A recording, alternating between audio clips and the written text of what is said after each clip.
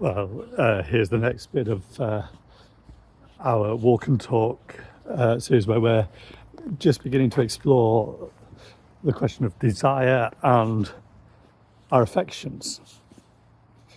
And as I've said before, my aim here is we're still going to engage with some of the current debate that's been happening around temptation and desire, but I want to try and build a better conversation to move that forward, to start to think positively, proactively, and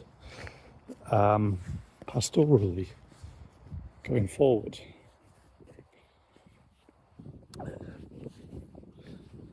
Just in crossing over the road, it's important when you're filming to actually still be safe, isn't it? Well, last time we talked a bit about started to, I guess, develop some thinking about what I would call an anatomy of desire and affection. And what we talked about last time was starting from a point of view of both what God calls us to and what God has made us for. And we saw that we were made to glorify God and to enjoy Him forever. In other words, we were made with a heart desire towards God. Our affections, our desires were meant to be towards Him. And so that's why we are called to love God with our whole heart, our whole mind, our whole soul, with our whole being, with everything that we are, because that was what we were made for. That is where our desire is meant to be. So that when the psalmist says, delight yourself in the Lord and He will grant the desires of your heart, that he is saying, you are meant to desire God. And when you desire and hunger for God, He will give you Himself. That's how we were made. That's what we are meant to be. But the reality is that isn't our human experience, is it? Why not? Well, what happened? What went wrong? Well, if we went back to Genesis 1 and 2 last time, and we went back to kind of first principles, it's important to go back to first principles when we think about sin and the fall as well. You remember that in the Garden of Eden, God had told Adam and Eve that if they were to enjoy life, then they were to enjoy everything that He had given them, but there was a restriction. They were not to eat from the fruit of the tree of knowledge of good and evil. Of course, the serpent comes into the garden and tempts them, and what happens then is that they are encouraged to desire the fruit, to lust after it. Their desire is turned away from God and His provision towards something else and towards the thing that is explicitly forbidden.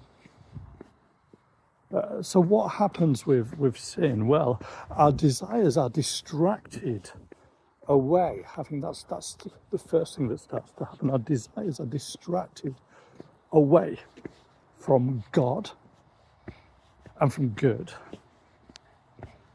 from loving God with our whole heart and our neighbour as ourselves. Desires are distracted to things that are wrong, and desires are distracted even inward on ourselves. So what is it that they're really desiring? The fruit looks good to eat, but the desire is it will give them knowledge, and that desire that they will become like God.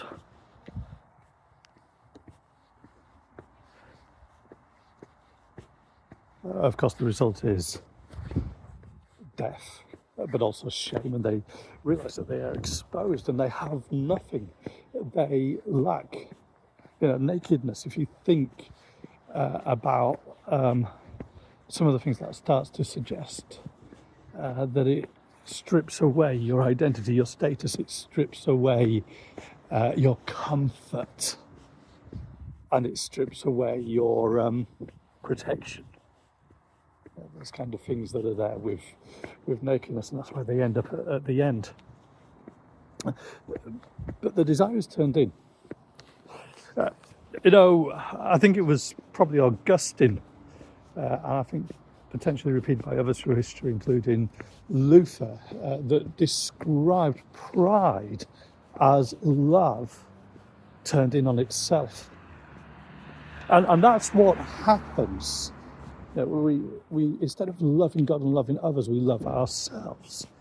And the desire is distracted away from God, and more than that, it is turned in on itself, turned in on me. That my priority becomes me, that my hunger is not for God, but for myself. We all end up being narcissists.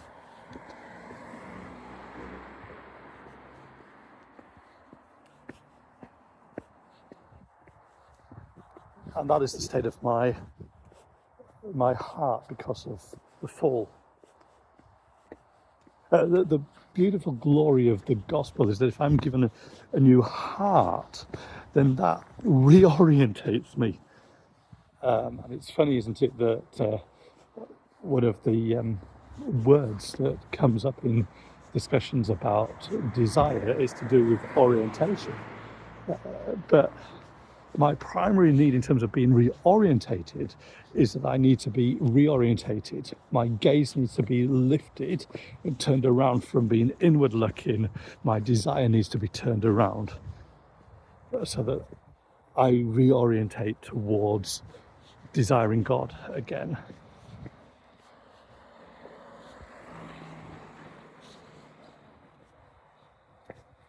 And if we're going to think about desire and affections, and we're going to think about the debate about temptation and desire now, then we have got to give serious attention to that. And we'll probably talk about that a bit more in other videos. That we have got to give serious attention to the fact that God does.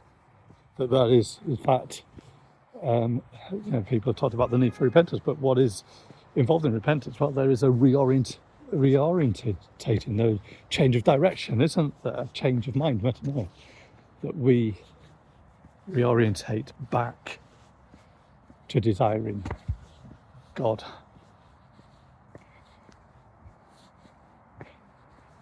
Well, please do feel free to share and to comment on this video. Use the comments below to do that. Thank you.